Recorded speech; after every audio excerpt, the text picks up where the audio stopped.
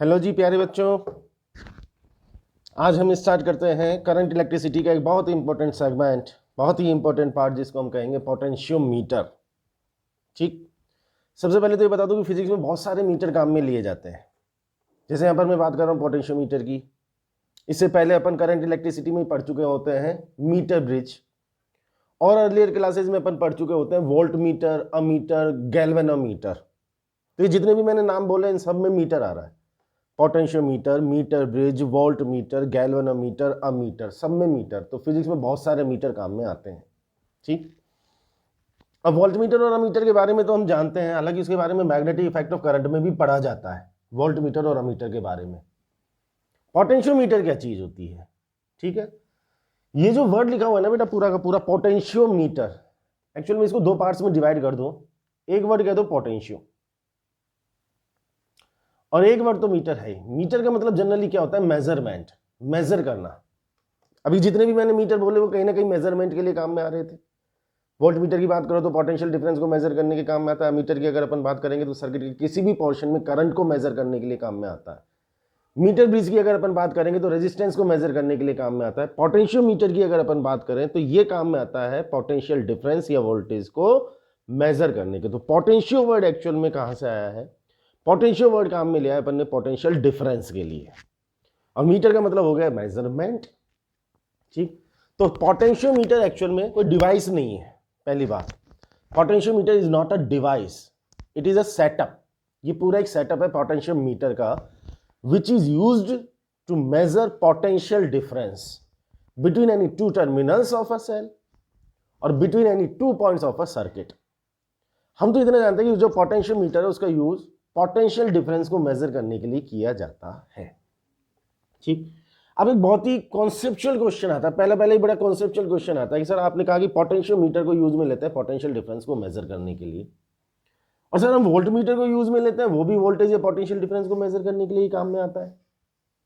आप कह रहे हो कि पोटेंशियोमीटर एक सेटअप है। सेटअप मतलब कुछ ना कुछ तो कोई जगह घेरने वाली चीज होगी, ठीक है ना।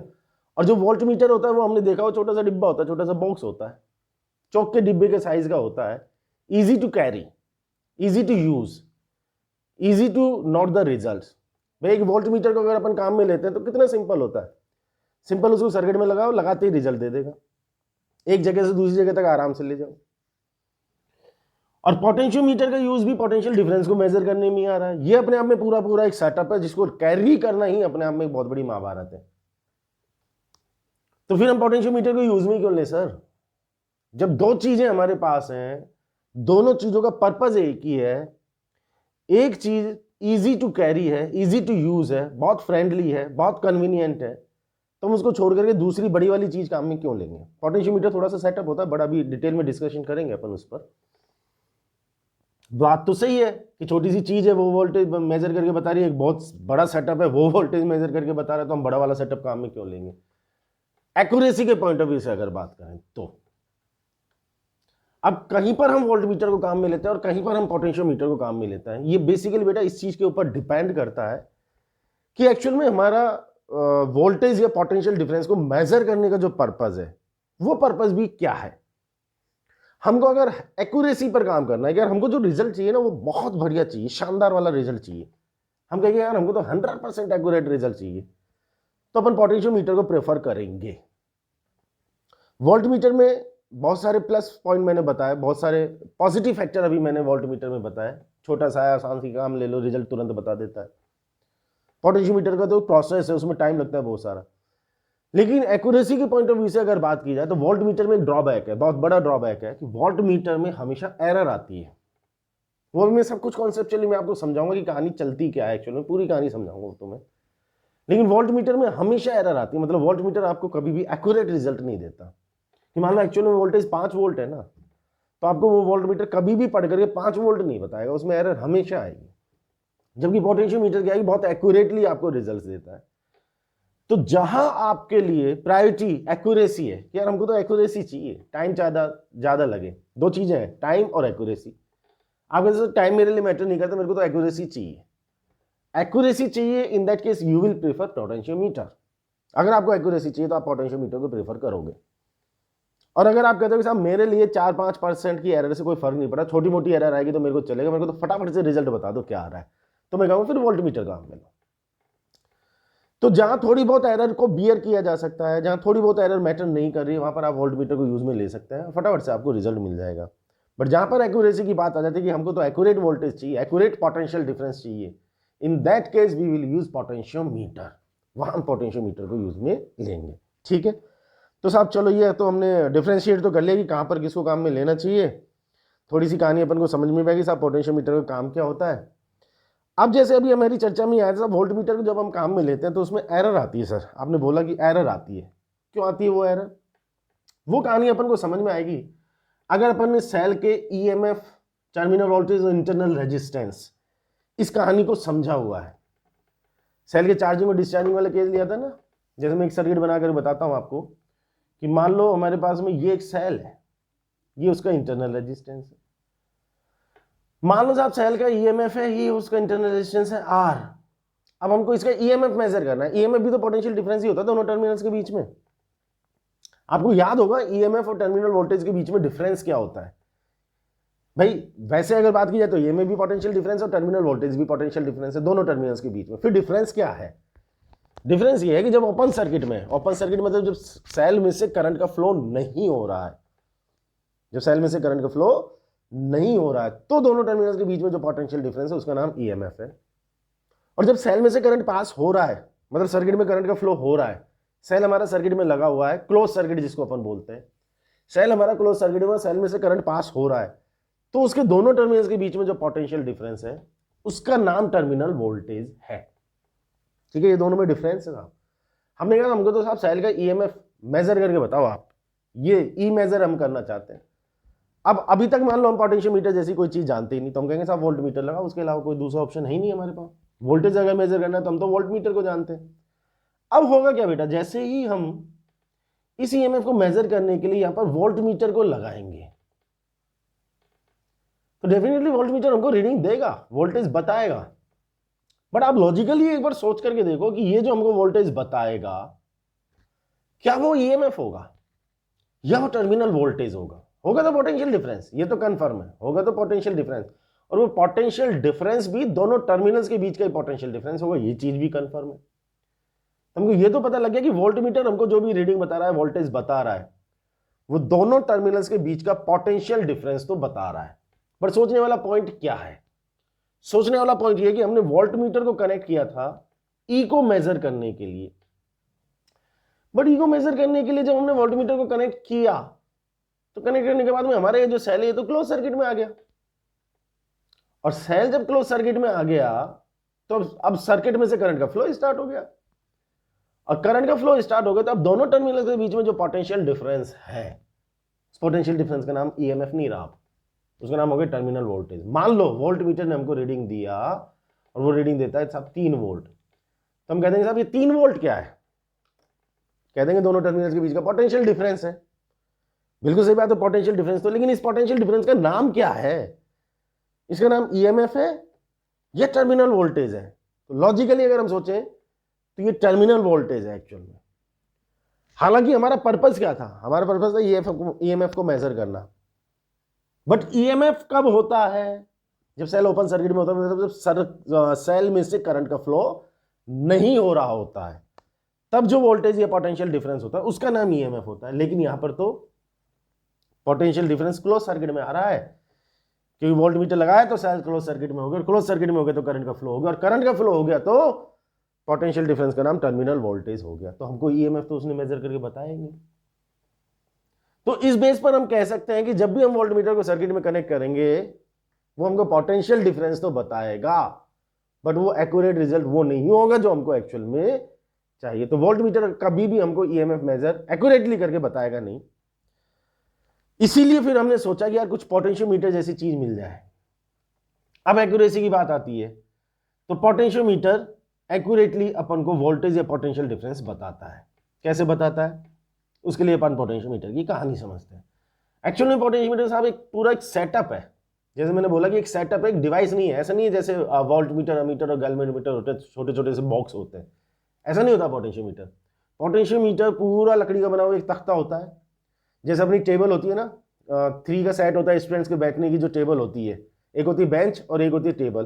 तो जो टेबल आपके सामने लगी हुई होती है, 3 स्टूडेंट्स का एक सेट है, उसकी जो टेबल होती है लगभग उस साइज का एक लकड़ी का तख्ता बना हुआ होता है पूरा का पूरा, कुछ इस तरह से।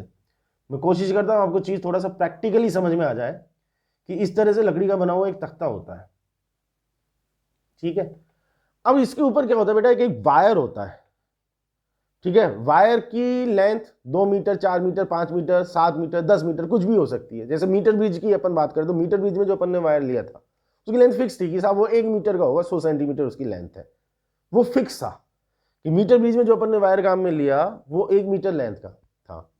पोटेंशियोमीटर में जो अपन वायर काम में लेते हैं 4 मीटर भी हो सकती है लेंथ, 5 मीटर भी हो सकती है, 7 मीटर, 8 मीटर।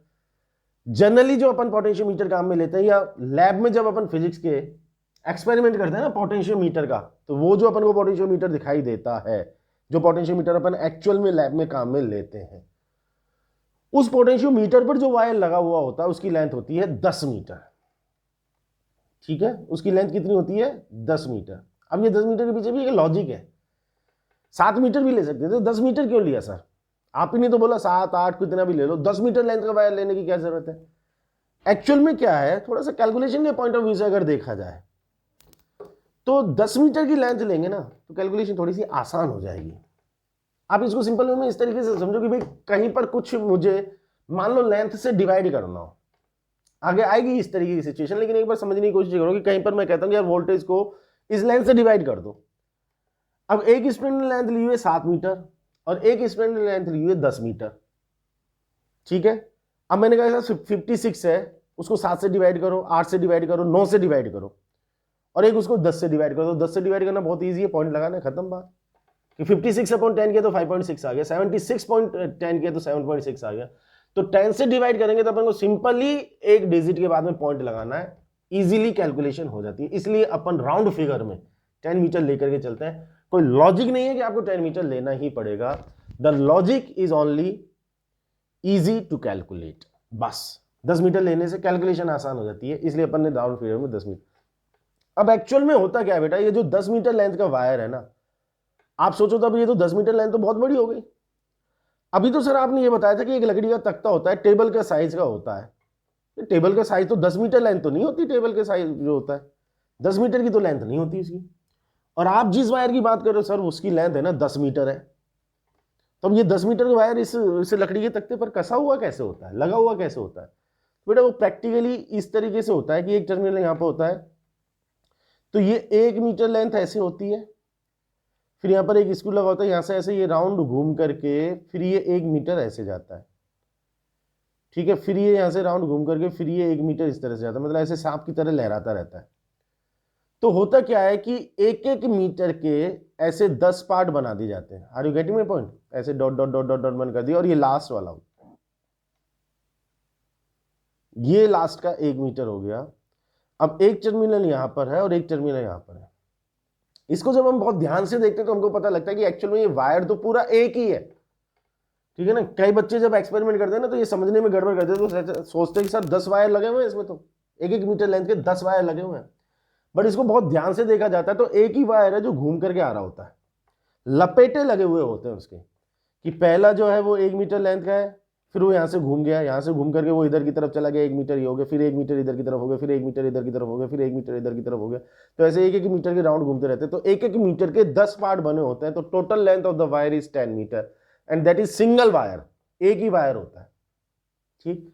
तो प्रैक्टिकली मैंने आपको थोड़ा समझाने की कोशिश की, पोटेंशियोमीटर का जो सेटअप होता है उसमें लकड़ी का एक तख्ता होता है, उस तख्ते के ऊपर 10 मीटर लेंथ का एक वायर इस तरह से एक एक मीटर के 10 पार्ट में लगा हुआ होता है। थियोरेटिकली जब हम बात करते हैं तो थियोरेटिकली हम पोटेंशियोमीटर का वायर ऐसे दिखाते हैं, एक ही वायर दिखाते हैं सीधा, थियोरेटिकली जब बात करते हैं, ठीक है। तो एक्चुअल में मैंने कह दिया कि साहब एक एंड ए और एक एंड बी है, तो एक्चुअल में ए और बी ये होते हैं।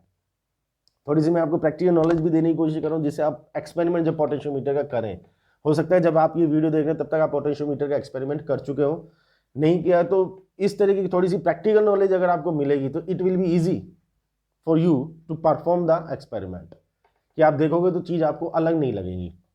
तो एक्चुअल में हम ये पूरा का पूरा 10 मीटर लेंथ का एक वायर ऐसे दिखा देते हैं, ठीक है साहब। अच्छा, और क्या खासियत होती है साहब पोटेंशियोमीटर में? और इसके साथ में बेटा ये जो लकड़ी का तख्ता होता है ना, यहाँ पर एक मीटर स्केल चिपका हुआ होता है, जैसे मीटर बीच में चिपका होता है। 1 मीटर लेंथ का ऐसे स्केल चिपका होता है, जिसमें स्केल दोनों तरफ से स्टार्ट हो रहा था, मतलब ऐसा कह सकते हैं कि 0 से 100 तक, और इसी स्केल के दूसरे साइड में 0 से और इधर 100 तक, मतलब किधर से भी अपन रीडिंग पढ़ सकते हैं। ठीक है, वो स्केल लगा हुआ था, वो बैलेंसिंग लाइन को मेजर करने के लिए काम आता है। जैसे मीटर बीच में लगा होता है कि साहब गैल्वेनोमीटर में 0 डिफ्लेक्शन आ जाएगा, बैलेंसिंग लाइन निकाल लेंगे। वही काम यहाँ पर होना है कि गैल्वेनोमीटर में 0 डिफ्लेक्शन या नल पॉइंट आ जाएगा और बैलेंसिंग लेंथ अपन मेजर कर लेंगे मीटर स्केल से। ये एक सेटअप होता है।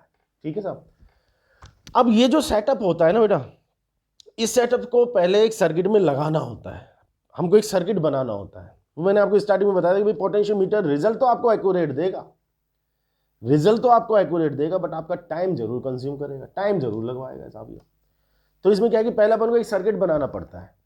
ठीक है, सर्किट भी एक्चुअल में 2 बनते हैं, पहले सर्किट की बात कर रहा हूं कि पहला सर्किट हम क्या बनाते हैं कि एक बैटरी लेते हैं, ठीक है, उसके साथ में एक कीवी लगा देते हैं, स्विच लगा देते हैं, और उसके साथ में यहां पर एक रियोस्टेट लगाते हैं बेटा।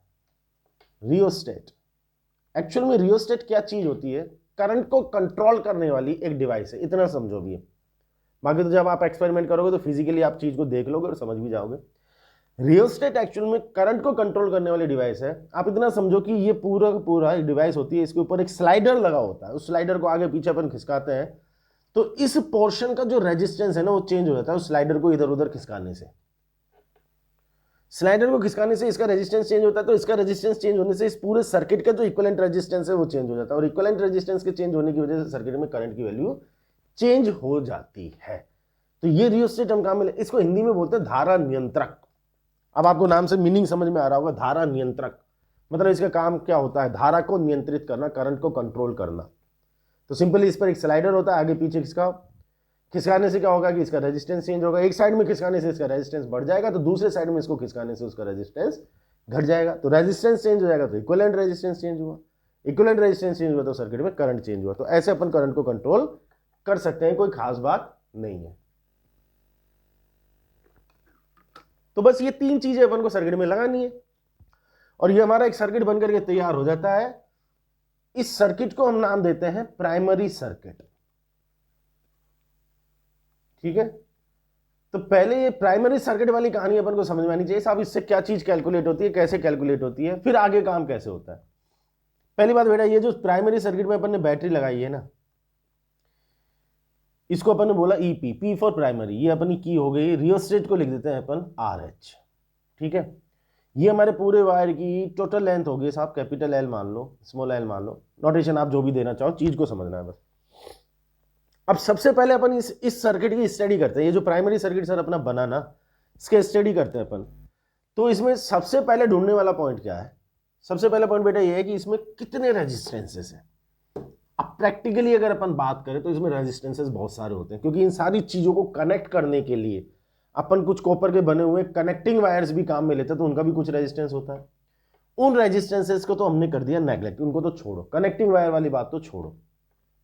जो चीजें हमको यहां पर दिखाई दे रही हैं सर्किट में, उनमें से कौन कौन सी चीज में रेजिस्टेंस है? देखो जी, एक तो इस बैटरी का इंटरनल रेजिस्टेंस होगा R, एक ये जो रियोस्टेट है इसका भी रेजिस्टेंस होगा RH, और एक ये जो हमारा पोटेंशियोमीटर का वायर है इसका रेजिस्टेंस होगा RW फॉर वायर। ठीक साहब, तो एक्चुअल में ये 3 रेजिस्टेंस हमारे सर्किट में हो गए, वायर का रेजिस्टेंस, रियोस्टेट का रेजिस्टेंस और बैटरी का इंटरनल रेजिस्टेंस। ठीक है, ये 3 रेजिस्टेंसेस इस सर्किट में हो गए। अब इसमें RW और स्मॉल r ये तो फिक्स है साहब, और जो रियोस्टेट का रेजिस्टेंस है RH वो चेंज होता रहता है। जैसे मैंने आपको बताया, करंट को कंट्रोल करने के लिए घटा लेते हैं, बढ़ा लेते हैं। ठीक है, अब सबसे पहला काम है हमारा ये कैलकुलेट किया जाएगा साहब, ये जो वायर है ना, पोटेंशियोमीटर का जो वायर है AB, इस पर पोटेंशियल ग्रेडियंट कितना है। बहुत काम की चीज है। अब यहां से कहानी शुरू हो जाती है, मेन कहानी, कि पोटेंशियल ग्रेडियंट इस वायर का कितना है, जिसको मैं X से डिनोट कर रहा हूं।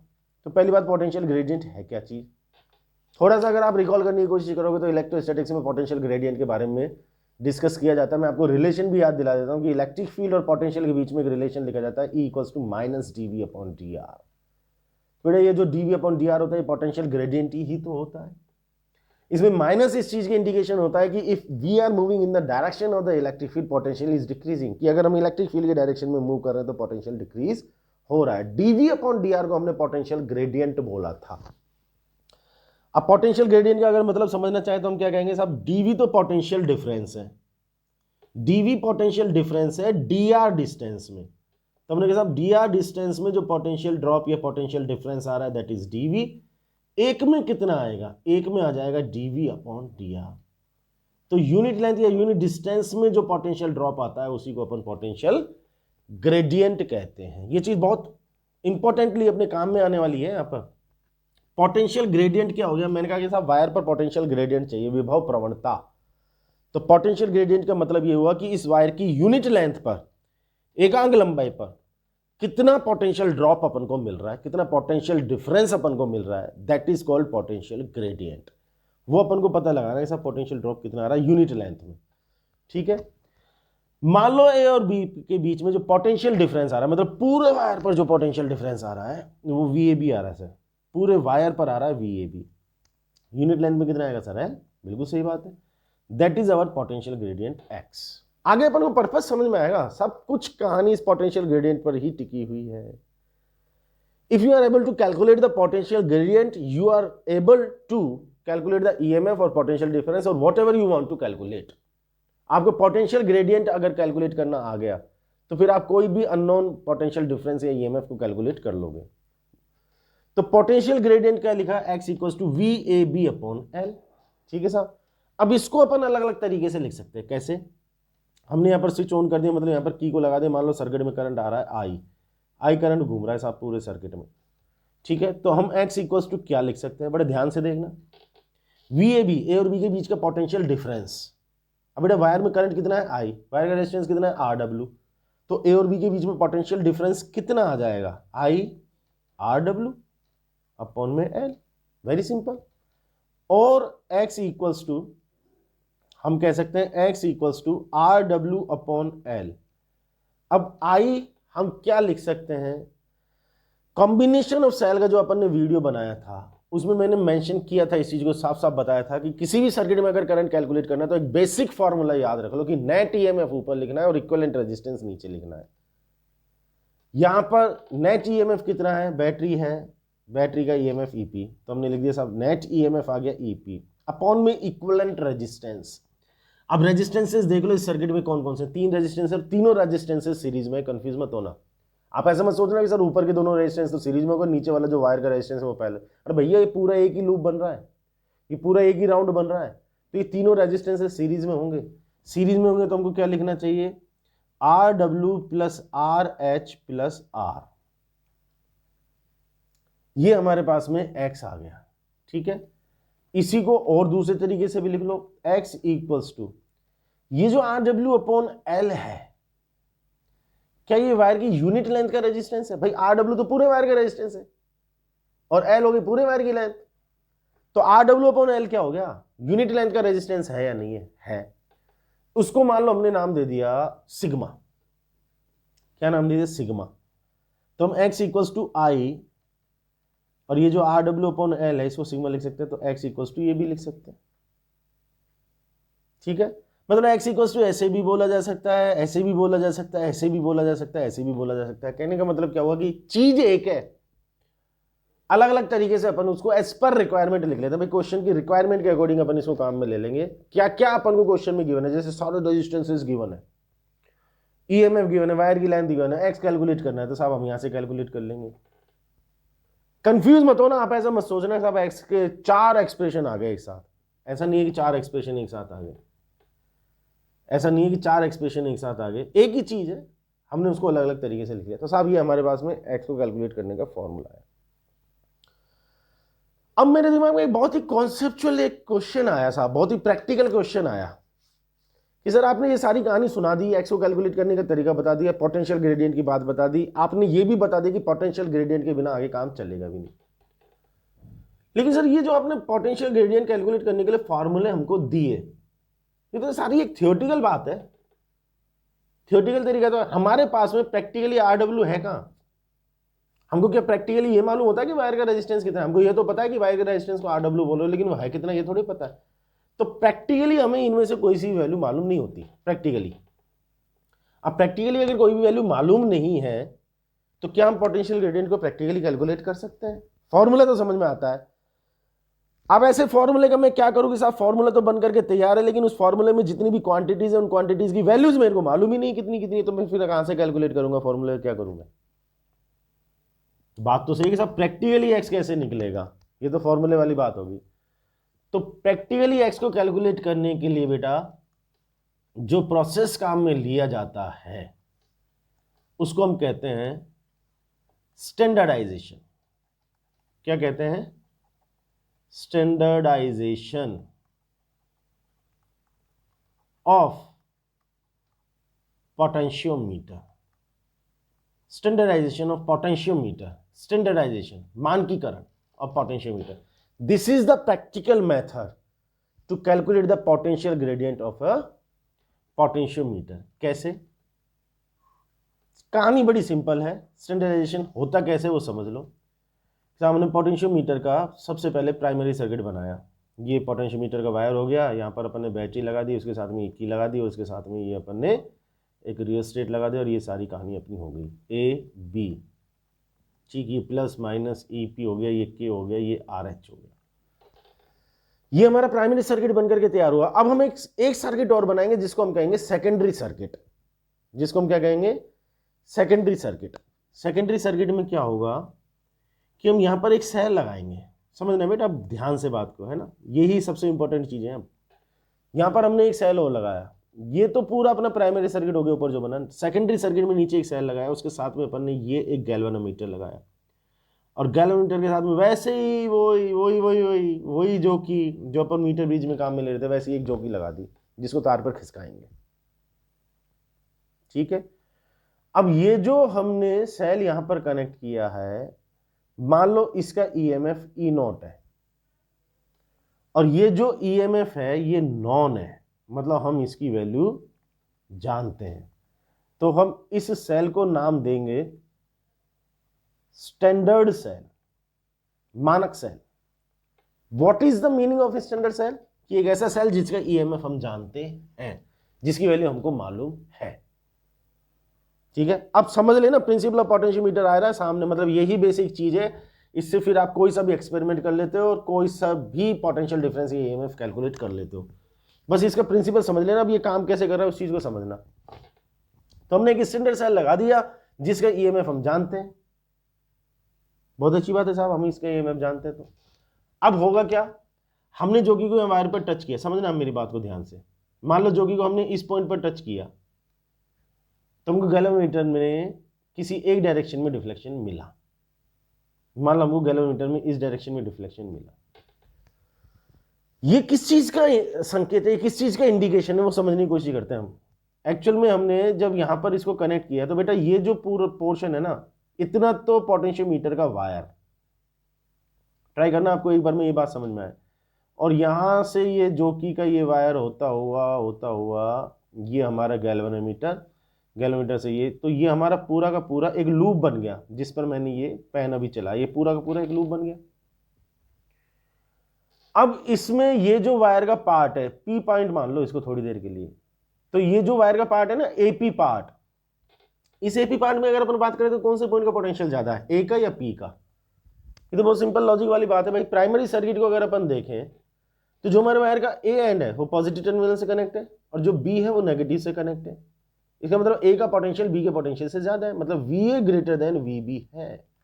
ए का पोटेंशियल बी के पोटेंशियल ज्यादा है, इसका मतलब वायर के अक्रॉस, अब अगर हम ए से बी की तरफ चलेंगे, ए से बी की तरफ वायर के अक्रॉस चलेंगे, तो पोटेंशियल कम होता चला जाएगा। इसका मतलब ए का पोटेंशियल सबसे ज्यादा, बी का पोटेंशियल सबसे कम।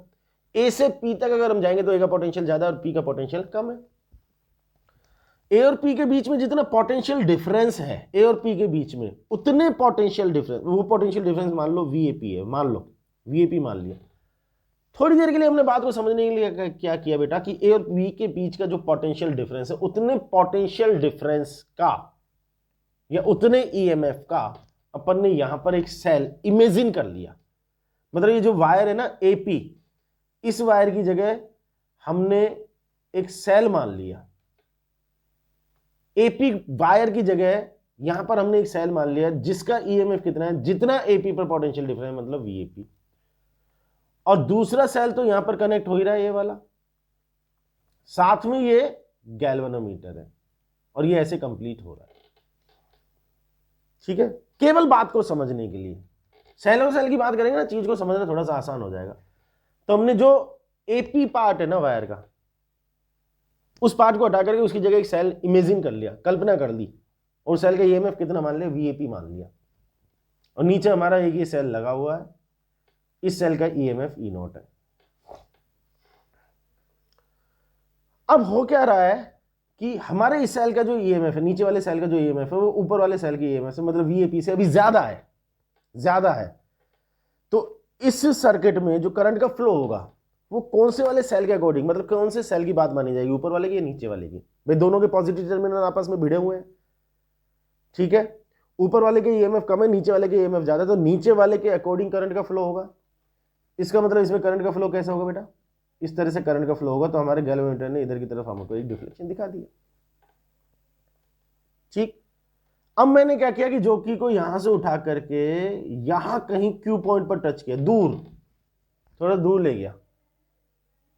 तो अब ए और क्यू के बीच का जो पोटेंशियल डिफरेंस है, वो ए और पी के बीच में जितना पोटेंशियल डिफरेंस है उससे तो ज्यादा हो गया, क्योंकि हम थोड़ा सा और इधर की तरफ चले गए।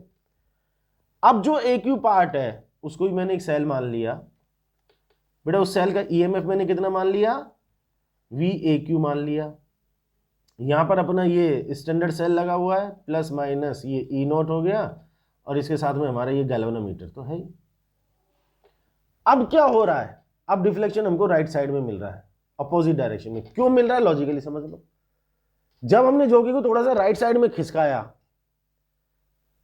तो अब ये जो पोटेंशियल डिफरेंस ये ईएमएफ है, मतलब वायर का जो पोटेंशियल डिफरेंस है, ए और क्यू के बीच का जो पोटेंशियल डिफरेंस है, वो हमारे जो स्टैंडर्ड सेल के ईएमएफ है उससे ज्यादा हो गया।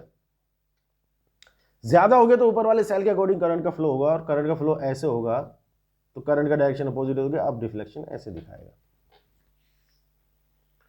तो मेरे को एक बात समझ में आ रही है कि जैसे जैसे मैं जॉकी को राइट साइड में लेकर के जा रहा हूं, वैसे वैसे डिफ्लेक्शन के राइट साइड में होने की पॉसिबिलिटी बढ़ती जा रही है। तो यहां से एक बात मेरे को क्लिक भी की, साहब पी पॉइंट पर जब मैंने टच किया तो गैल्वेनोमीटर पर लेफ्ट में डिफ्लेक्शन आया, और जब मैंने क्यू पॉइंट पर टच किया है तो साहब राइट में डिफ्लेक्शन आया है। और लॉजिकली मेरे को ये बात समझ में भी आ रही है कि साहब डिफ्लेक्शन का डायरेक्शन अपोजिट होने का मतलब गैल्वेनोमीटर में से जो करंट का फ्लो हो रहा था उसका डायरेक्शन अपोजिट हो गया, क्योंकि पहले ऊपर का पोटेंशियल डिफरेंस नीचे के ईएमएफ से कम था, बाद में ऊपर का पोटेंशियल डिफरेंस नीचे की ईएमएफ से ज्यादा हो गया।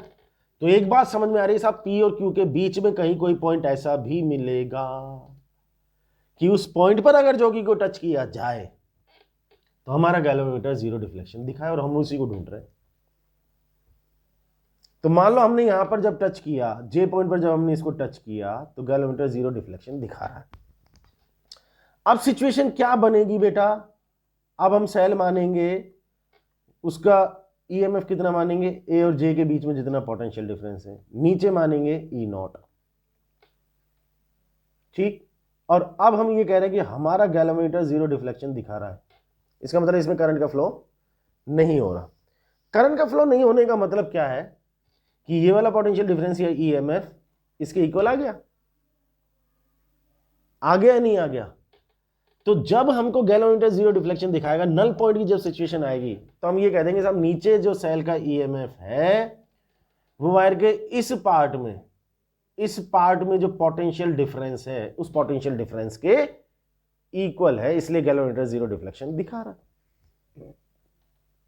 अब ये जो बैलेंसिंग लेंथ है ये तो हम स्केल से मेजर कर ही लेंगे, वो मीटर स्केल चिपका हुआ उसके साथ में, ये बैलेंसिंग लेंथ हमने मेजर कर ली, और पोटेंशियल ग्रेडियंट हमने x बोला।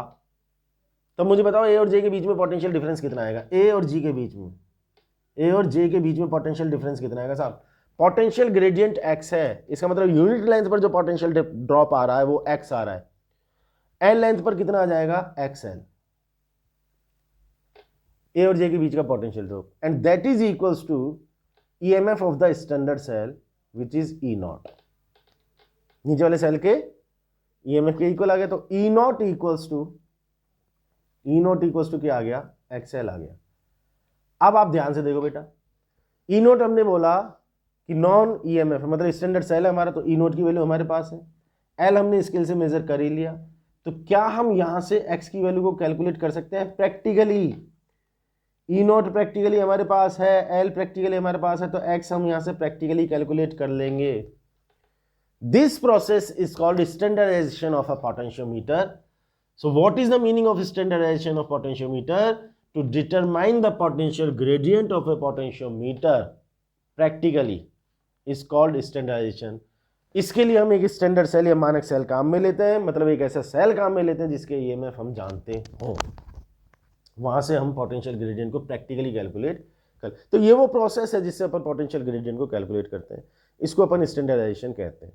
तो हमको एक बात समझ में आ गई कि साहब पोटेंशियोमीटर हमारा काम कैसे कर रहा है, कि हमको जो कि को टच करना है वायर के ऐसे पॉइंट पर कि गैल्वेनोमीटर जीरो डिफ्लेक्शन दे। बस ये बेसिक प्रिंसिपल हमारे दिमाग में होना चाहिए कि जब गैल्वेनोमीटर में जीरो डिफ्लेक्शन आता है तो ऊपर पोटेंशियोमीटर वायर का वो जो पार्ट है, एजे पार्ट, उस पार्ट का जो पोटेंशियल डिफरेंस होता है वो नीचे से के सेल के ईएमएफ के इक्वल होता है। इसी प्रिंसिपल पर अपना पोटेंशियोमीटर काम करता है। अब इससे अपन अननोन ईएमएफ भी कैलकुलेट कर सकते हैं, पोटेंशियल डिफरेंस भी कैलकुलेट कर सकते हैं, सेल का इंटरनल रेजिस्टेंस भी कैलकुलेट कर सकते हैं। Whatever you want to calculate, potential difference के नाम पर जो भी चीज कैलकुलेट करना चाहो कर।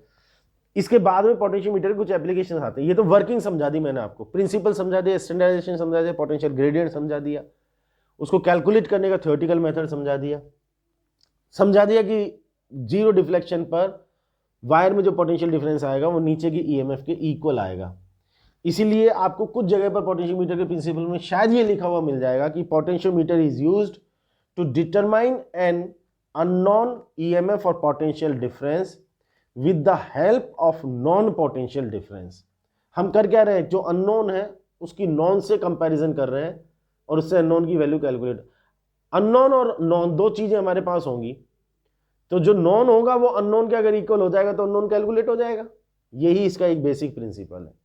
ठीक है, नेक्स्ट वीडियो में अपन डिस्कस करेंगे पोटेंशियोमीटर के एप्लीकेशंस में क्या क्या चीजें आएंगी, किसी भी सेल का इंटरनल रेजिस्टेंस कैसे अपन पोटेंशियोमीटर से कैलकुलेट कर सकते हैं, दो सेल हमको दिए हुए, उन दोनों सेलों के ईएमएफ का कंपैरिजन करना है, वो अपन पोटेंशियोमीटर से कैसे कर सकते हैं।